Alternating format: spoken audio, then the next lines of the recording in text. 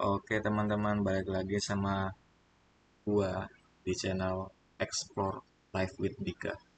Jadi di channel ini ya mudah-mudahan nanti bisa jadi sampingan buat gua sendiri Dika. Jadi kalau kontennya tentang apa aja, selama ini kontennya masih tentang tutorial-tutorial seputar pengolahan data, terutama pengolahan data kehutanan dan spasial. Nanti ke depannya kalau ada tutorial-tutorial lain, misalkan gue lagi senang investasi, gue share di sini. Misalkan gue ada kegiatan lain ngevlog gitu pas lagi jalan-jalan, ya mudah-mudahan kesampaian aja karena selama ini belum kesampaian. Nah, jadi pada kesempatan kali ini gue akan ngebagiin skrip buat pemetaan landscape fragmentation menggunakan alat. Nanti luarnya itu ada, lu dapat patch, edge, perforated sama core forest.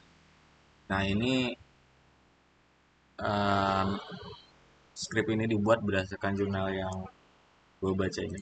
Jadi ada jurnal dari Vogt dan kawan-kawan, Mapping Spatial Patterns with Morphological Image Processing. Jadi inspirasi dari sini sebenarnya udah ada di Agis, tapi Agis versi lama toolsnya. Jadi gue coba ngangin VR biar nanti lu nggak usah ribet-ribet download Agis yang lama buat analisis ini. Dilanjut aja ke slide selanjutnya. Jadi kenapa penting kita buat analisis forest fragmentation? Misalkan kalau suatu landscape itu terlalu terfragmentasi, nanti dia akan menghambat pergerakan dari satwa liar. Juga karena efek tepinya nanti akan mempengaruhi microclimate-nya, sama itu akan uh, membuat potensi forest fire itu semakin tinggi. Terus ini juga berguna nanti misalkan ada perencanaan RT RW dan atau perencanaan area preservasi ataupun koridor. Analisis ini sangat berguna nanti buat teman-teman. Nah, ini apa aja yang dibutuhin buat praktik kita pada kali ini. Ada R421 sama pasangannya RStudio. Versinya harus sama. Terus data yang kita butuhin cuman data spasial raster. Uh, Datanya itu biner berupa area hutan dan non hutan gitu. Langsung aja mungkin kita ke praktik. Oh ya, ini nanti mungkin yang bakalan lu dapetin dari script ini. Jadi dari data biner non forest sama forest, nanti kita coba klasifikasi ulang berdasarkan ketentuan-ketentuan yang ada dari definisi yang ada di paper yang gua adaptasi itu. Nanti lu dapetin non forest lagi, terus patch, edge, perforated sama core dengan luasan yang berbeda gitu. Oke, lanjut aja ke tutorialnya. Ini sedikit promosi buat YouTube gua, jangan lupa subscribe dan like ya. Dan ini sedikit tentang profil gua. Ini ada Instagram gua, ada LinkedIn gua, ada email gua. Kalau misalkan butuh apa-apa bisa juga disokin di sini. Kita langsung ke praktik. Untuk bahan praktiknya udah dibagiin di Google Drive yang ada di deskripsi video ini. Oke, jadi pertama-tama kita buka script R-nya. Nah, ini script R-nya. Terus kalau udah dibuka script R-nya, kita lihat nih data input kita kayak apa bentukannya.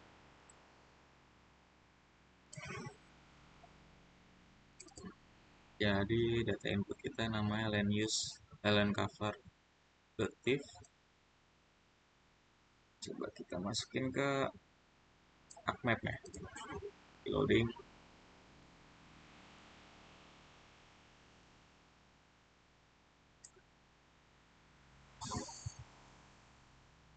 Nah, ini nama ArcMap-nya itu datanya itu nanti dibuat biner ya. Satu sama dua value-nya. Untuk dua itu yang forest, yang satu itu yang non forest, sama kayak yang dicontoh di PPT tadi kan.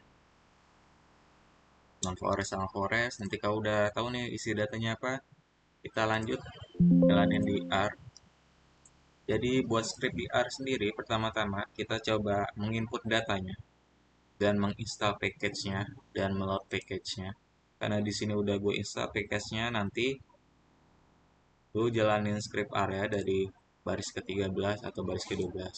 Buat jalanin script area itu dijalanin setiap baris, nanti lu tinggal klik control plus enter.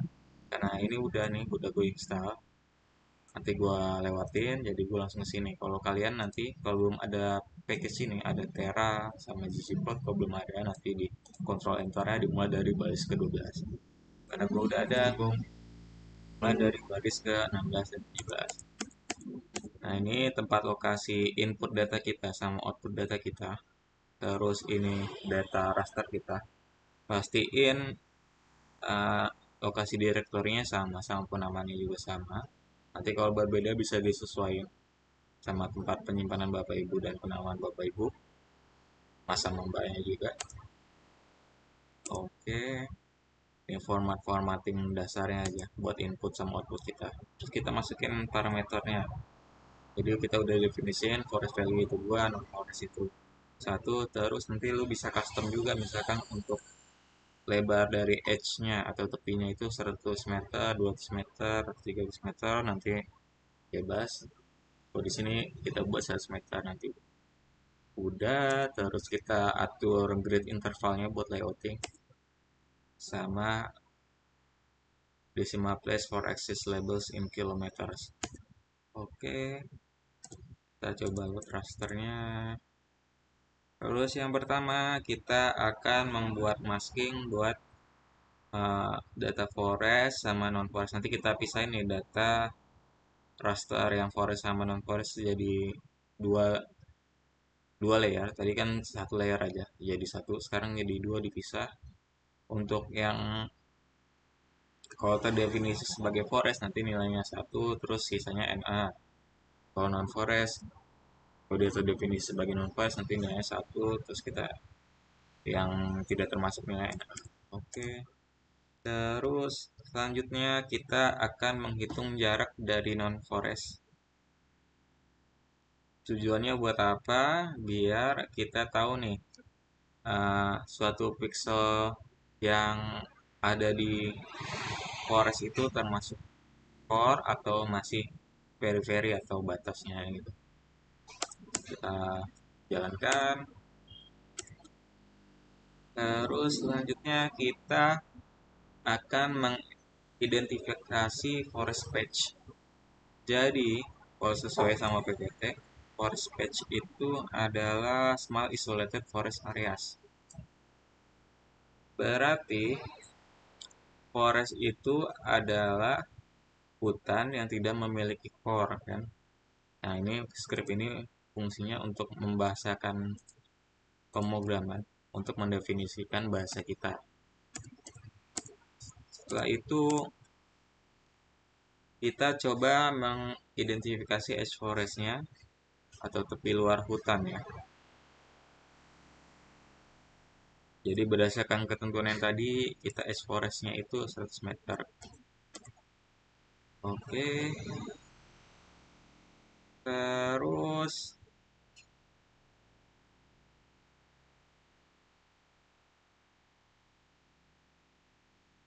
kita mendefinisikan non forest core only. Oke.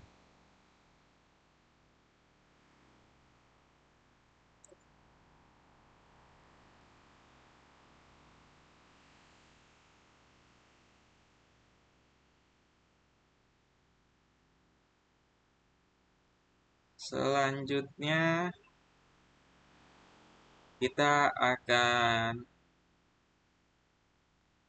uh, melakukan kelas pre-class atau pengklasan kembali untuk data fragmentation yang udah diolah sebelumnya karena udah terdefinisi edge-nya, terus core-nya, non forest-nya, perforated-nya sama edge-nya. Nanti kita lakukan pengklasan ulang di script ini. Kita jalankan aja.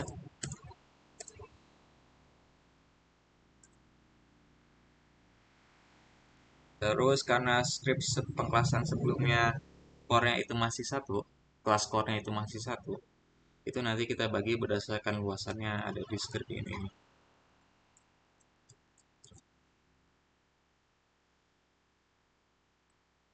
Nah, ini buat tempat penyimpanan output kita di sini. Terus buat visualisasi kita coba menseleksi data akhirnya buat visualisasi. Output kita tadi nanti kita visualisasiin.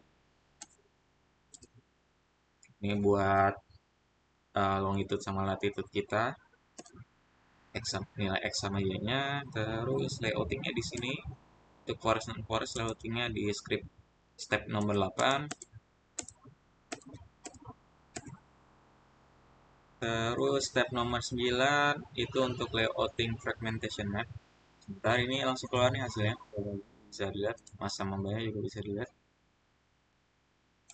Gokil nggak tuh? Langsung keluar dalam format JPEG petanya. Gunakan package ggplot yang kita gunakan tadi. Hasilnya kayak gini. Keren sih. Selanjutnya kita coba layout fragmentation mapnya. Scriptnya ini.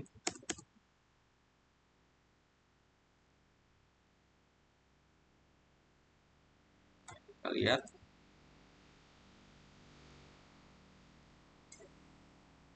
Nah, kalau Bapak Ibu mau nyimpan layoutingnya itu dari sini, nanti pilih directory-nya, terus ubah file name-nya, nanti di save. Ini hasil forest fragmentation map-nya. Sebenarnya udah langsung kesimpan di sini juga karena udah ada script-nya nih. gg save ini. Jadi ada penamaannya fragmentation underscore map underscore ggplot.jp jpeg. Nanti kalau misalkan mau PNG nanti tinggal diubah aja formatnya. Buat lokasinya udah sesuai sama directory kita ya, lokasi output. Oke, selesai nih script kita. Gila, cepat banget nggak sih? Buat analisis fragmentation biasanya lama. Setahu saya selain pakai kayak gini, nggak tahu ya, Fragstat bisa atau enggak buat visualisasi pemetaan fragmentation. Setahu saya cuma analisis-analisis, misalkan page density-nya berapa gitu-gitu. Mungkin buat visualisasinya masih belum. Atau GUIDOS saya belum pernah nyoba. Jadi mungkin kalau Bapak Ibu pernah punya pengalaman menggunakan GUIDOS, udah bisa sharing di komen. Nah, kita panggil-panggil aja nih output-output kita. Yang pertama tadi kita lihat dulu file JPEG-nya. Forest non forest ggplot. Gokil. Udah langsung ada northing sama eastingnya dalam kilometer. Dan PT udah cukup rapi ya buat visualisasi juga yang di fragmentation map ggplot ini. Jadi udah terdefinisi non forest itu yang mana, perforated itu yang mana, patch itu yang mana, edge itu yang mana, core itu yang mana, udah ada di sini. Dan kita juga berhasil ngebuat datatifnya. Coba kita panggil di ArcMap, kita buka lagi ArcMap.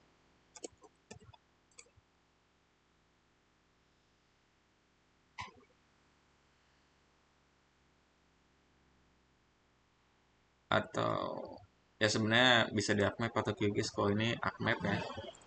Ini saya untuk AGIS Pro apapun itu yang bisa ngebaca datatif. Nah, ini data fragmentation map kita.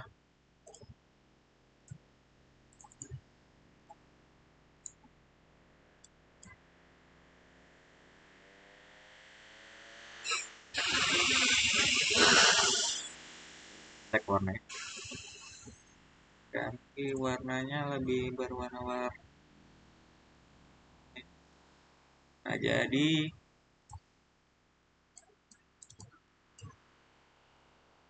yang coklat ini adalah non forest. Terus yang warna biru ini patch-patch atau hutan-hutan kecilnya tadi. Yang kedua ini adalah edge-nya atau tepi hutannya. Yang ketiga itu adalah perforated, yaitu batas hutan yang berada di dalam hutan. Terus sisanya itu core. Ada yang core-nya kurang dari 100 hektar, ada yang 100 sampai 200 hektar, ada yang lebih dari 200 hektar gitu. Oke, mungkin sekian aja tutorial dari gua tentang landscape fragmentation mapping with R. Jadi sekali lagi semoga tutorial ini bermanfaat dan jangan lupa subscribe YouTube gua Explore Life with Dika. Jangan lupa subscribe, like, sama komen video ini. Terus kalau mau berjejaring sama gua di LinkedIn, sama Instagram juga bisa. Atau mau ada kolaborasi lewat email juga bisa, bebas. Uh, Terima kasih, semoga sehat selalu dan dilancarkan rezeki. Sekian dari gue, bye bye.